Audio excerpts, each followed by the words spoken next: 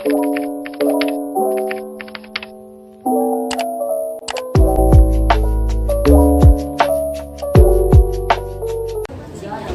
siang, saya Amelia Rita dari 10 MPLB 2. Saya di sini ingin menjelaskan sifat dan perubahan zat. Sifat dan perubahan zat terbagi menjadi dua, yaitu sifat fisika dan sifat kimia, perubahan fisika dan perubahan kimia.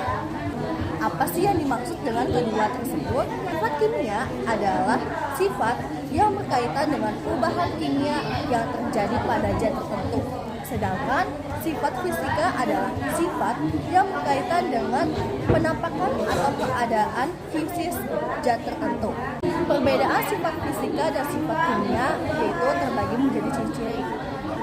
Yang pertama, sifat fisika ciri-cirinya yaitu wujud zat, contohnya es batu yang didiamkan di tempat terbuka.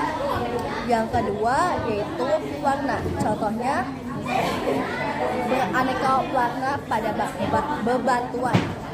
Yang ketiga yaitu kelarutan, contohnya yaitu aneka minuman. Yang keempat, daya hantar listrik dibagi menjadi dua, yaitu konduktor dan isolator. Dan terakhir yaitu kemagnetan dibagi menjadi dua, yaitu magnetik dan non-magnetik.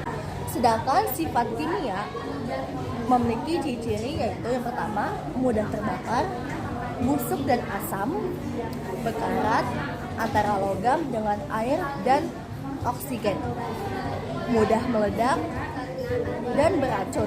Contohnya yaitu gas karbon monoksida pada sisa pembakaran.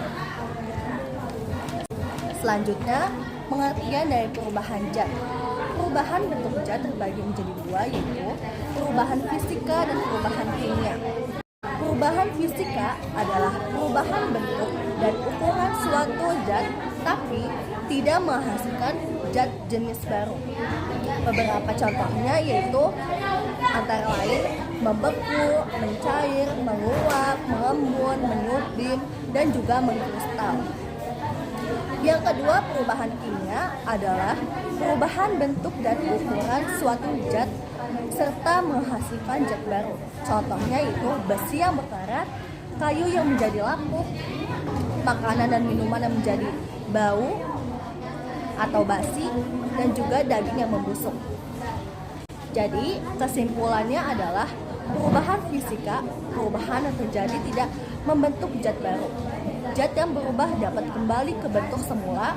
Perubahan hanya terjadi pada wujudnya saja tanpa mengubah sifat dan struktur zatnya.